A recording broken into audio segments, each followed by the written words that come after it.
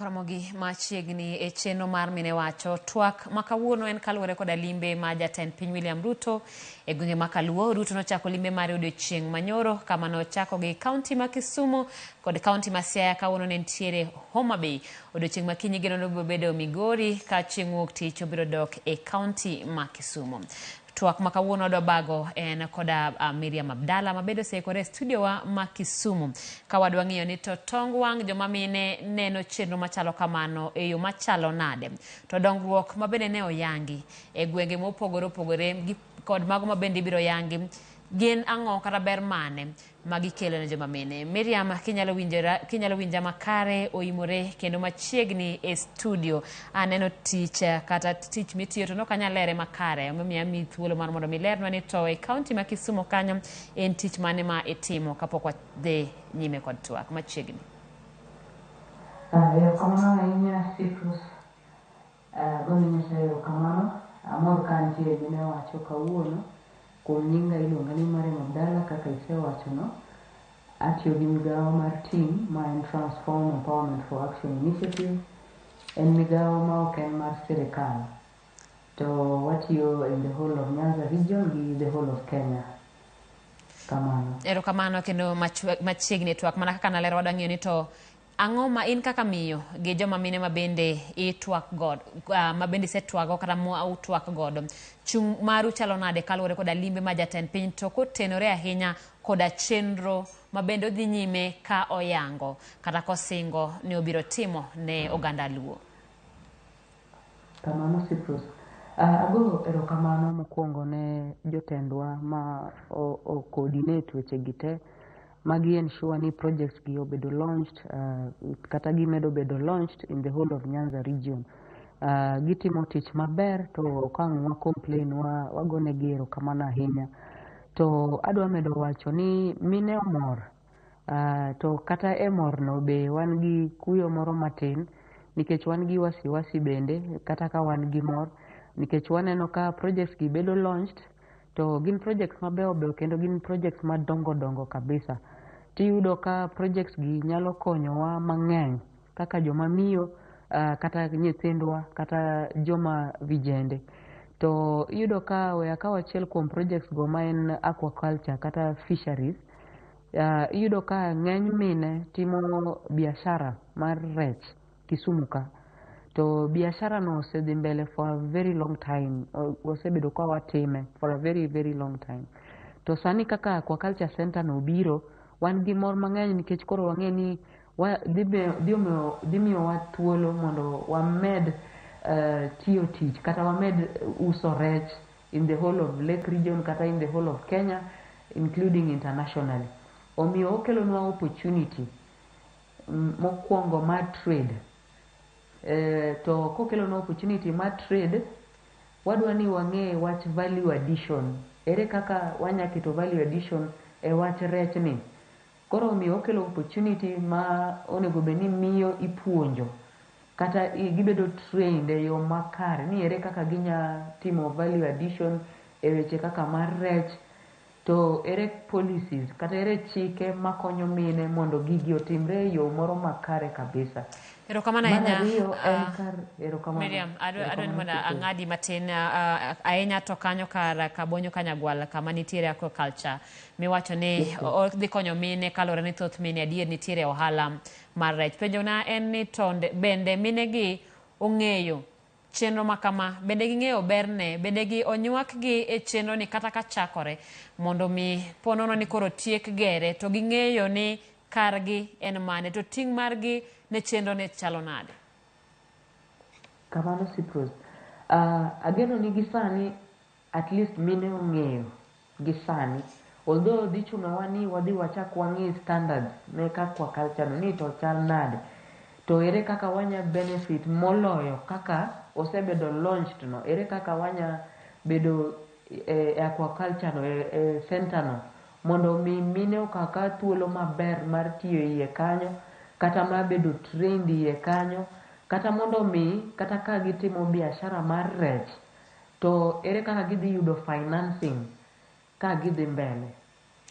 Kawadhi erokamano ahinya Miriam, kawadhi e county no Masiaya, aparo ni kopogore kod Ugenya level 4 hospital kata ma bende en od thieth manoger e bwo piny owacho mokalo ma bende noyang koda jatend piny. Wanyalo twak kaluwore koda lab mar lony manyasani, mano digital lab ma bende nyalo ting'o ji maromo 50 e sa ka sa, mano ma oger Mutumbu ma bende jatend piny noyango. Nyalo mana nyiso ni to bende e piny kata mwalo kama intiere no bende mine ong'eyo ber mar lony manyasani. En yo machalo nade ma bende nyalo tiego go mine kata mana miyo gi maling'ling' mar ber mar kuonde lony makamago, kaka ginyalo konyore kata bed ni gin mine ma bende samoro kodhi skul e yo makare.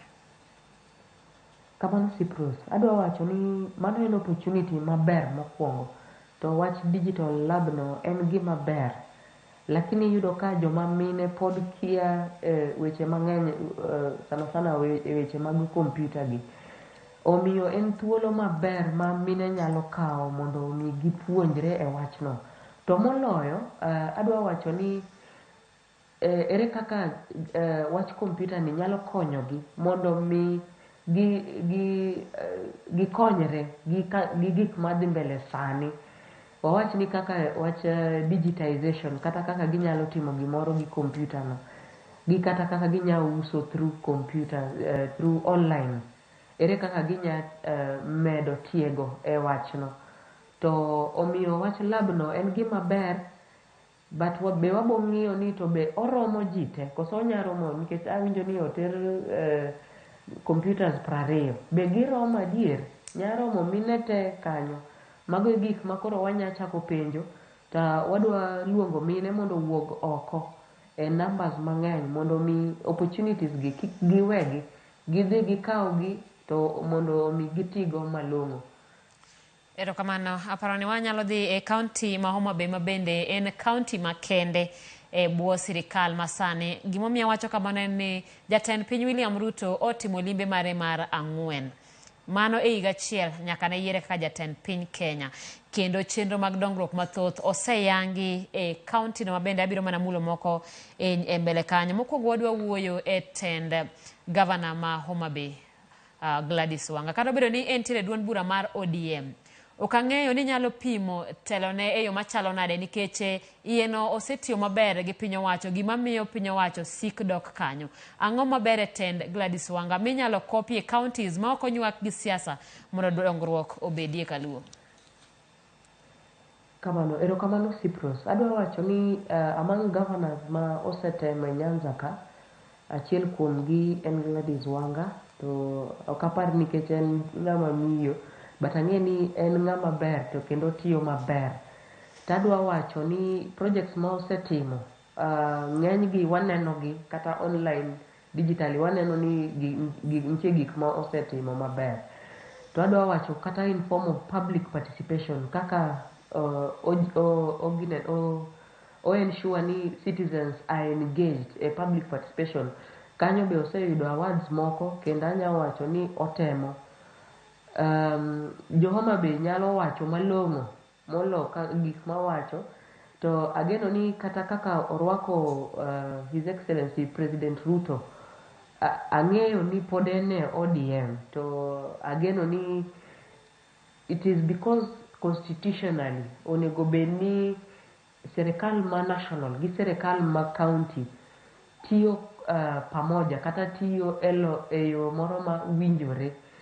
Ene katiba, to kendo ok en gima wanyalo loko.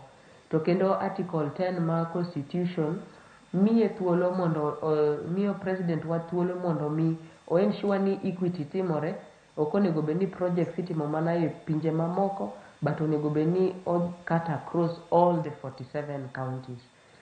Omiyo kata ka warete next year, in the next ka koro orwako 2 years, wakoro wadhi ng'iye in form of to ere kaka projects ge osebedo devolved te, kata osebedo in form of equity in all the 47 counties. Erokamano ahinya. Kapod wantiere kaunti ma Homa Bay, aparo nitiere apeyni ariyo madongo mabende koro jatend piny oyango. Achiel mano mar Mfangano Ring Road, mano kilomita 54 mantiere e Suba North, kar od bura ma Suba North, osingo mar gero mabende en apaya mabende biro tudo chula. Kabende nitiere wach mar keto lam e apaya maduong' mar Sindo Karungu Mbeta. Mogik kata chenro mabende jatend piny otimo e kaunti ma Homa Bay en mano mar temo gundho kendo keto makare paya mano beach manitiere kaunti ma Homa Bay kuom chenro adek kata 4 mabende koro jatend piny oyango Homa Bay gi. Inyalo mana pimo ka gitudore koda joma mine, to bende wawacho ni en sa mar golo odok e it joma mine. Mar neno ni chenro gi okobiro to kala mak mana ni gi ikore ni ponono ni apeyni go tieki, ponono ni koro paya oloso yo makare. En konyruok mane ma ginyalo yudo kowuok e chenro go? Kamano Cyprus.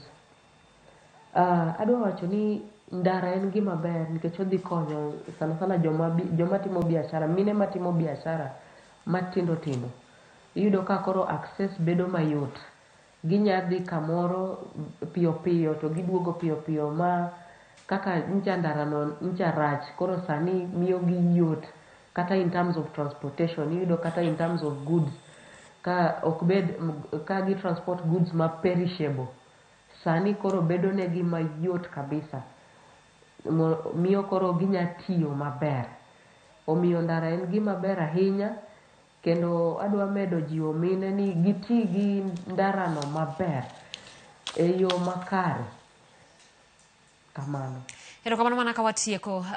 Josiasa kata moko jolony e weche mag siasa wacho ni piny kaluo biro bedo achiel kuom pinje mabende samoro nyalo yudo dongruok maber e thuolo mar tend William Ruto. Ma kata bedo ni weche mag siasa kaluo ok emano siro Ruto ahinya kipimo koda gwenge mamoko. Inyalo mana miya pachi kotenore koda weche mag siasa kipimo kod dongruok. Kamano. Adwa wacho ni en gima long'o ahinya mondo mi ka jo Kenya wabed gi paro maliw kabisa sani molo any other time in the next 4 or 3 years mabiro. Ang'o miyo wacho kama? En nikech wasekale matek, especially the Nyanza region wasekale matek. Tadwa wacho ni sani kata ka president watimo siasa to ng'enyne wadwa neno dongruok. Wadwa neno dongruok e Nyanza ka to e Kenya mangima. Siasa bera lakini nitie sama igo e siasa. To sani moloyo adwa wacho ni president wa ma en Rais Ruto onego bedni kelo jo Kenya te pamoja, mondo mi koro wabed joma nyalo tiyo pamoja, all the 47 counties. Kiko kel weche manya pogo ng'ata e Kenya ni nikech be odhi interfere gi development ma wasetiyone for almost about 60 years now. Kamano. Erokamano ahinya Miriam, erokamano kuom kawo thuolo mari mar chopo e twak makamano mano e thuolo duto mabende ne wantiere godo mar kelo ni twak makamano. Kawo kamano pod wabiro dhi nyime koda weche manyien, wadhi e yweyo machuok